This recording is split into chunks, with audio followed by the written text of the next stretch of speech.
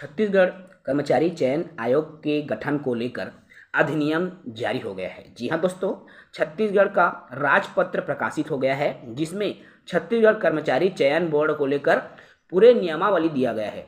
क्या छत्तीसगढ़ में जो शिक्षक भर्ती है वो कर्मचारी चयन बोर्ड के माध्यम से होगी?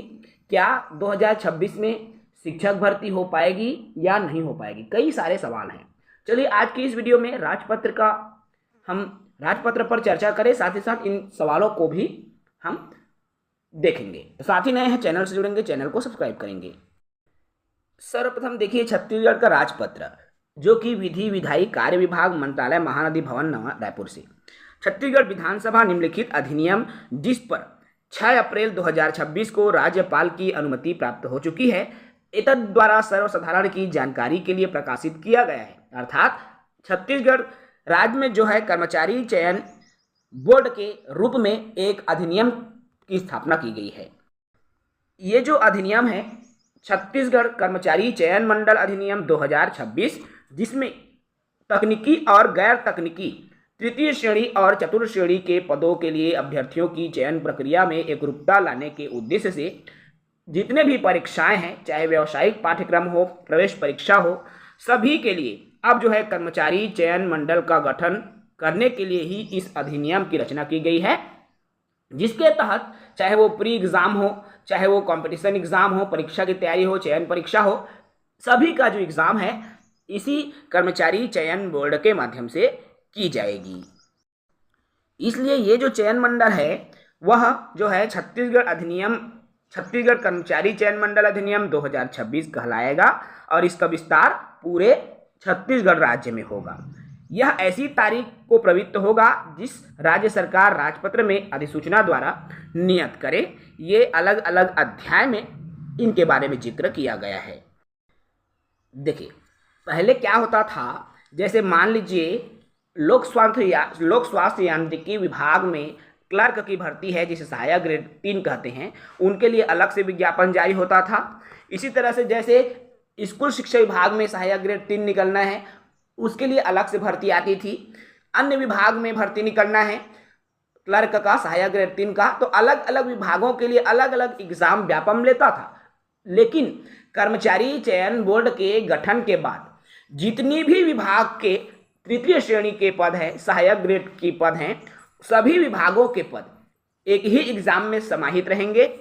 ऐसे ही तृतीय श्रेणी के अलावा जो चतुर्थ श्रेणी के पद हैं, जिसमें सफाई कर्मचारी और प्यून वगैरह के पद हैं, तो पूरे छत्तीसगढ़ के विभागों में जितने भी पद प्यून के रहेंगे उसके आधार पर जो है एक ही परीक्षा के माध्यम से सभी विभागों में चयन किया जाएगा। ये होगा कर्मचारी चयन बोर्ड का रूपरेखा।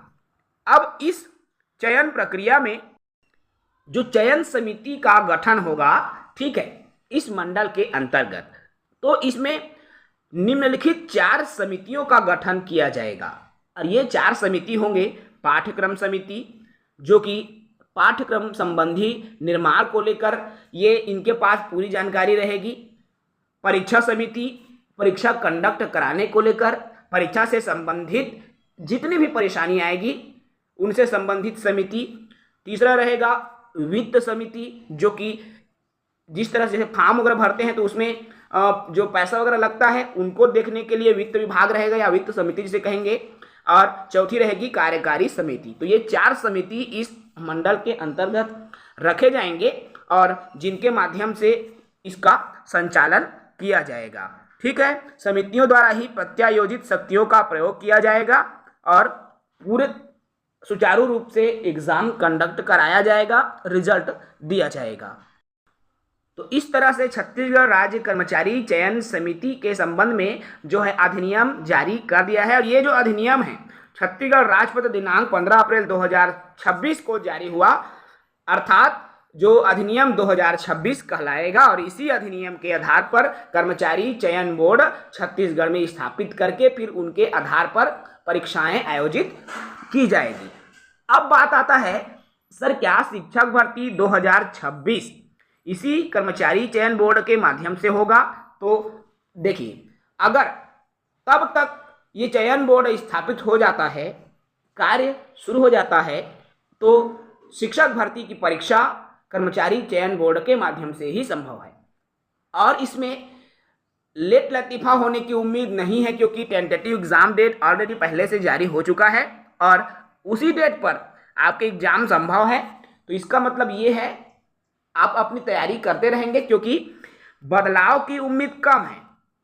भाई जो टाइम टेबल व्यापम का रहेगा वही टाइम टेबल एसएससी का भी हो जाएगा, क्योंकि एसएससी अलग से और टाइम टेबल नहीं बनाएगा, क्योंकि ये भी नया है और जब चीज़ें नया हो तो पुरानी चीज़ों को एज इट इज़ नया में ही कहना चाहिए, समाहित किया जा सकता है। इसलिए मान लो जिस बिल्डिंग का नाम छत्तीसगढ़ माध्यमिक शिक्षा मंडल है, वहाँ के बोर्ड को हटा करके छत्तीसगढ़ कर्मचारी चयन बोर्ड कर दिया जाए और वेबसाइट्स को जितने भी वहाँ पर इंटरनल डाटा है उनको चेंज कर दिया जाए और बाकी शेड्यूल वही रहेगा। तो इसमें क्या बदलाव होगी? तो ज़्यादा कुछ बदलने की ज़रूरत नहीं पड़ेगी, क्योंकि रूपरेखा में बदलाव होगा, चयन समिति में बदलाव होगा, चयन के तरीकों में बदलाव होगा, लेकिन जो टाइम टेबल है वो एज इट इज इसमें रखे जा सकते हैं। ठीक है, तो उम्मीद यही लेके चलो कि एग्ज़ाम डेट वही रहेगा जो डेट हमारे लिए आया हुआ है,